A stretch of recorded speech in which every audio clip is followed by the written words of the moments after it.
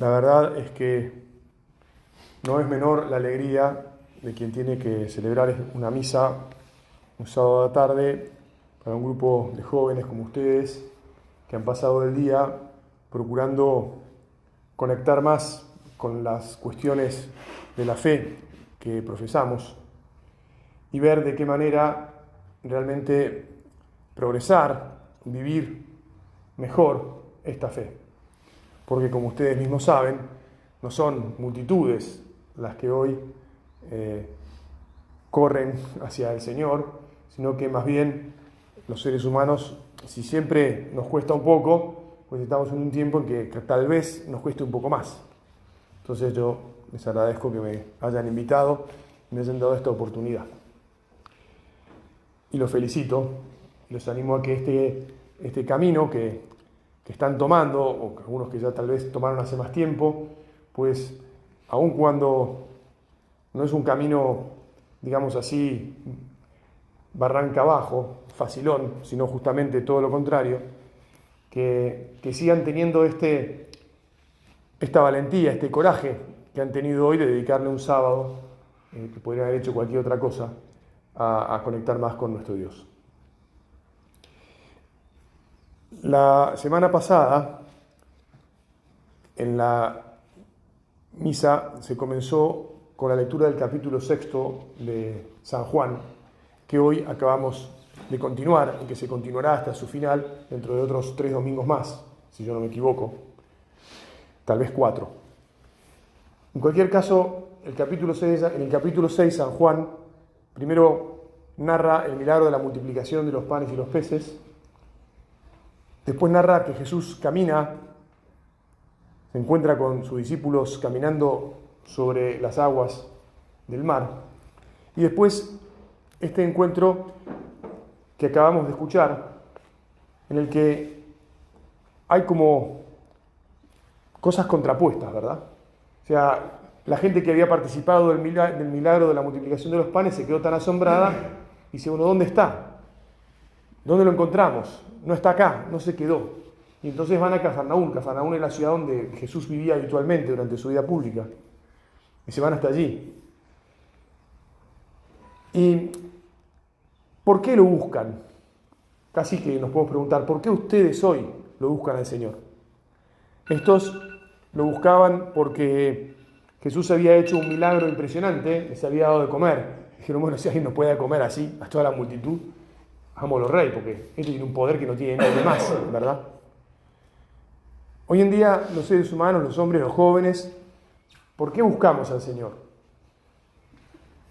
Bueno, yo creo que es una pregunta que tenemos que seguir respondiendo siempre, porque tenemos que seguir alimentando en nuestro corazón la ilusión, el deseo de encontrarnos con ese que resuelve todos los problemas, pero no resuelve los problemas humanos, porque Jesús se los dice, ustedes me buscan porque comieron pan hasta saciarse, pero lo que realmente yo doy no es eso, lo que los va a salvar es que crean en mí, no como un Mesías capaz de darles de comer, sino como alguien que trae otra cosa. Ellos, fíjense que sobre la marcha, aunque habían venido buscándolo por el milagro que había hecho, sobre la marcha lo ponen a prueba de vuelta y le preguntan, ¿y qué? Decinos a ver qué milagros haces para que creamos en vos. Pero escúchame, no lo venía buscando porque les había dado de comer de una forma maravillosa y ahora resulta que no te acordás de lo que, justamente, por qué llegaste hasta acá. Eso también es parte de nuestra contradicción, porque cuando tomamos el camino de Dios, lamentablemente también seguimos como dialogando con el resto de las posibilidades. Y a veces nos distraemos y miramos afuera y vemos que hay otros que parece que están bien, que están mejor, que se dedican a otra cosa y qué bueno, y qué atractivo que es eso. Y para allá, en cambio, para la derecha también hay mariposita de colores, por decir alguna distracción simpática. Y entonces uno se pregunta, ¿no realmente vale la pena este camino que supone un compromiso, que supone un dar la cara, que supone un defender la verdad? Bueno, entonces, como les decía recién, que nos demos cuenta que este Señor no nos engaña, este Señor al que buscamos no nos engaña. Nos dice quién es y qué es lo que nos da. Y no nos vende gato por liebre. siempre nos viene de frente y nos cuenta de verdad quién es. De hecho, en todo este diálogo, que aunque parece que no, el que va llevando la pauta de lo que les quiere transmitir es el mismo Jesús, ¿verdad? Y lo que Jesús les va a hablar a continuación es lo que acabamos de escuchar al final del Evangelio, que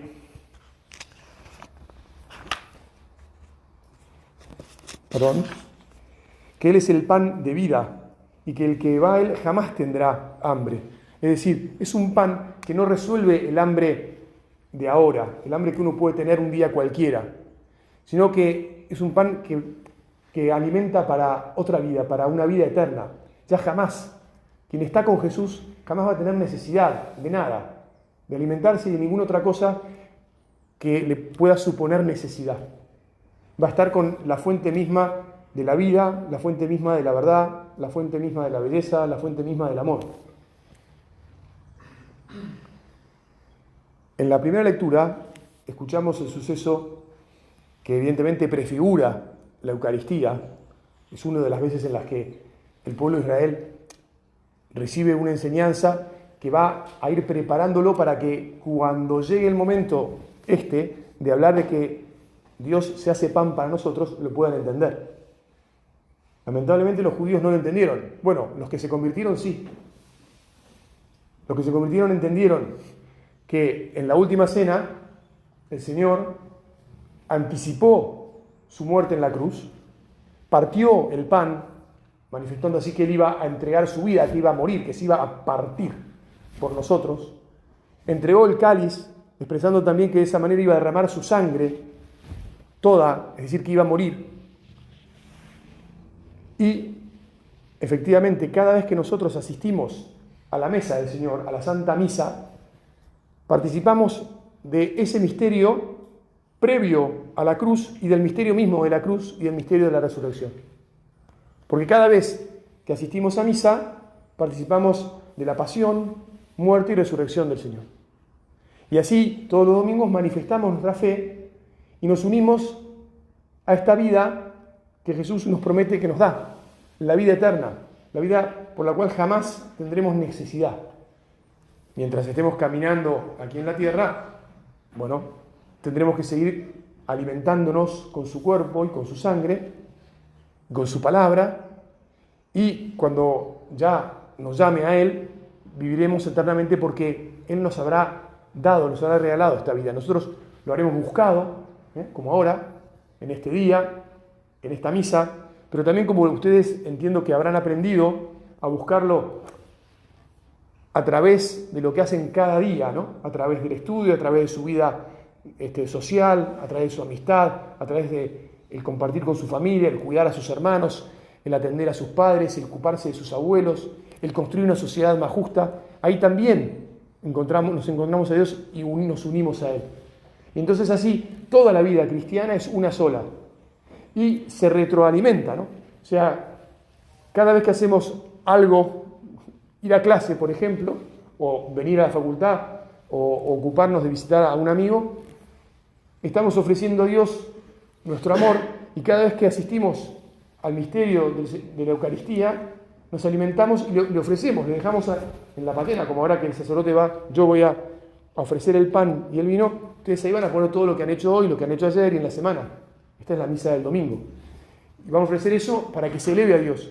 Y Dios se nos va a dar en la Eucaristía, en la comunión, para fortalecernos y para permitirnos seguir adelante toda la semana. Y así, semana tras semana, va creciendo nuestra fe, vamos manifestando nuestra fe, vamos ofreciendo nuestras vidas a Dios y Él se va ofreciendo en cada comunión a nosotros.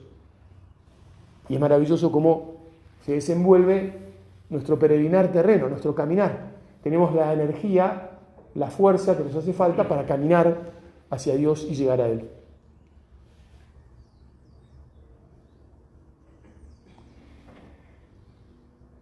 No quiero entonces dejar de subrayarles. Miren, cuando alguno dude si es que hay que ir a misa los domingos, después de lo que acabo de decirles, ahora les animo. Sí, por supuesto que hay que ir a misa los domingos. Pero no hay que ir solo porque la iglesia nos dice vayan a misa por todo lo que les acabo de decir. Sino que hay que ir porque uno dice, pero es que ¿cómo no voy a ir a misa? es que si no participo de la palabra y de la mesa del Señor, si no me uno al misterio este que es el esencial, el central de mi fe, y la fe se me va a ir escapando, se me va a escurrir como el agua entre las manos, no voy a poder seguir el ritmo de la vida.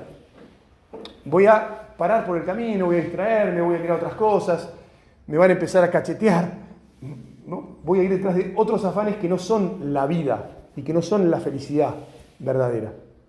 Entonces, sí, la iglesia nos manda ir a misa, pero no nos manda para ponernos obligaciones, sino que nos manda para defendernos, para animarnos, para sostenernos, como una buena madre que nos dice, che, mira, las líneas del camino son esta y esta, mejor no salirse del camino, no, porque te retrasás, te parás y eso te hace mal. Y así vale la pena, además entonces, que seamos apóstoles, que de alguna manera compartamos con nuestros amigos, con nuestros familiares, lo bien que nos hace para vivir en este mundo el acudir a la Santa Misa y el participar de este misterio. Y entonces que los contagiemos, que los animemos, que los llevemos. Mira, esto me da tanta paz, me da tanta alegría, me da tanta fuerza, que yo no puedo dejar de estar, no puedo dejar de ir. Esto es maravilloso. Bueno, por último, no quiero dejar de hacer una referencia a lo que sucedió el sábado pasado, a esta hora más o menos, o un poco más tarde. En Francia se celebró la inauguración de los Juegos Olímpicos.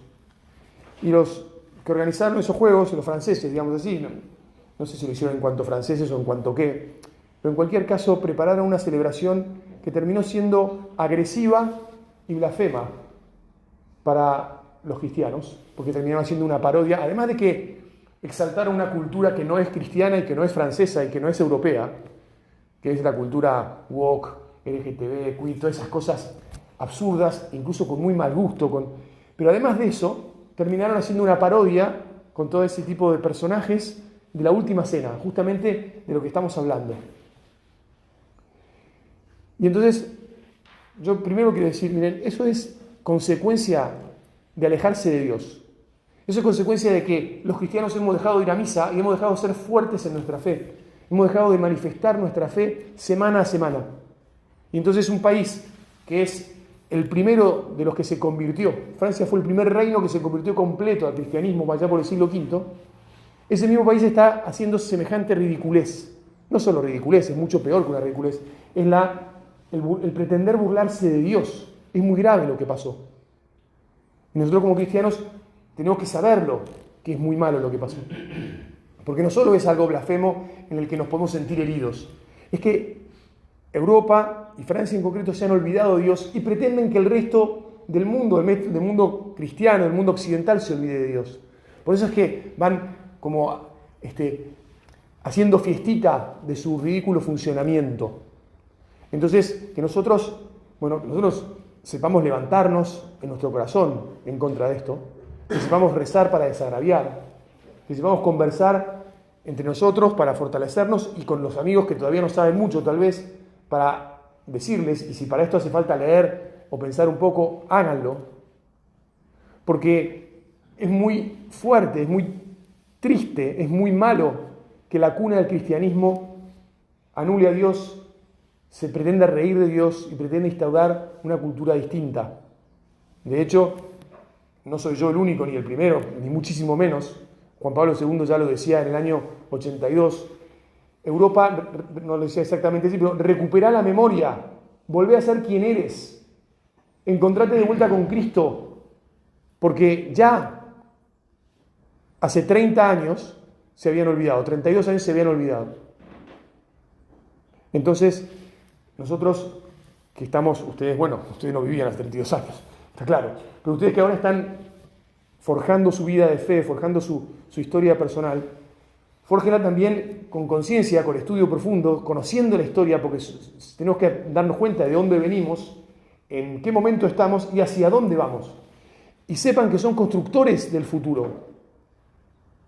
Bueno, pues nosotros estamos en Europa, padre, miren, América está llamada a reevangelizar Europa. Esto ya lo dijo, insisto, Juan Pablo II, a quien ustedes tampoco conocieron porque eran muy chiquitos cuando él falleció. Pero un papá maravilloso, lo mismo que Benedicto XVI, lo mismo que Francisco, pero que ya levantó la voz de hace tiempo y que tenemos que entender que los procesos que suceden ahora en la etapa en la que están, empezaron hace mucho, y que por lo tanto tenemos que levantarnos en la fe, en el amor, en la claridad, en la defensa de la verdad, en el coraje, también de hablar por Cristo y por Dios, y de transmitir con garra, con alegría y con fuerza nuestras convicciones cristianas. Y que efectivamente el amor no se impone por la fuerza, pero se impone, entre comillas, entregándose, dándose, como hizo Jesús en la cruz. Bueno, que todo esto, como siempre, porque si no me voy a hacer demasiado largo, que todo esto lo hagamos con la convicción de que nuestra Madre, la Virgen María y el Espíritu Santo nos van a ayudar a dar en la tecla, porque como es algo difícil de hacer, entonces tenemos que pedir luces al Espíritu Santo y tenemos que estar siempre sostenidos en la batalla por nuestra Madre del Cielo, la Virgen. Que se lo pidamos, que estemos convencidos que el Espíritu Santo nos iluminará, nos fortalecerá y que la Virgen María nos sostendrá siempre.